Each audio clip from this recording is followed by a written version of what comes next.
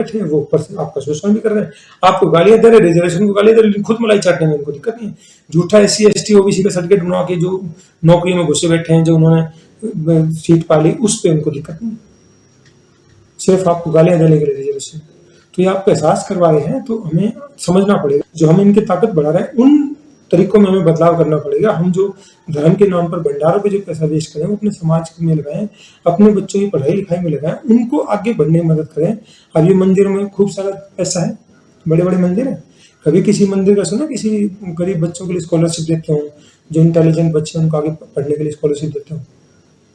सिर्फ गुरुद्वारे हैं, कुछ मस्जिद हैं वो करती हैं, मुस्लिम करते हैं, चर्च भी करते हैं अपने लोगों के लिए। क्योंकि जिस समाज और देश में जो टैलेंट है उसकी कदर नहीं होगी तो समाज और देश आगे नहीं बढ़ता। टैलेंटेड बंदा ही तो आगे अच्छे काम करेगा।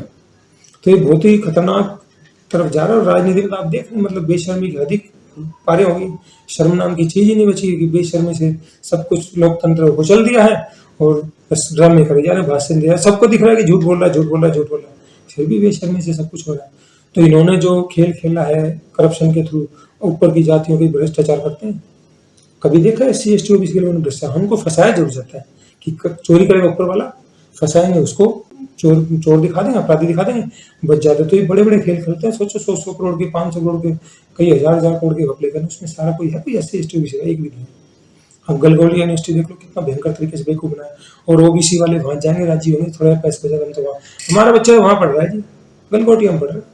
ऐसी अनेकों यूनिवर्सिटियां खुल गई, इनमें वाइस चांसलर भी है, वाइस चांसलर सारे इनके।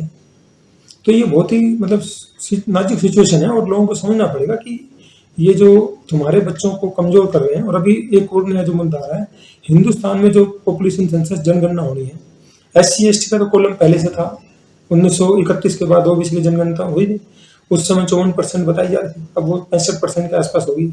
लेकिन क्या है कि अब वो OBC वाला कॉलम उसमें है नहीं, और हम सोए नहीं। अब OBC कॉलम होगा। अब आरक्षण का जो आधार था वो तो सोशल, सामाजिक और शैक्षिक पिछड़ापन था।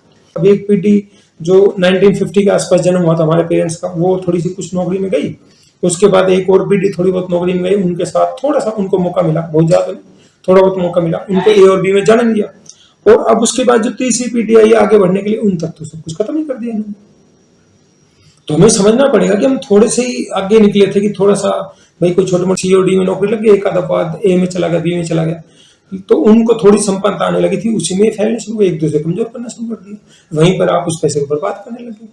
साथियों, आपको हमारा वीडियो अच्छा लगता है, इसको लाइक करें, कमेंट करें, सब्सक्राइब करें।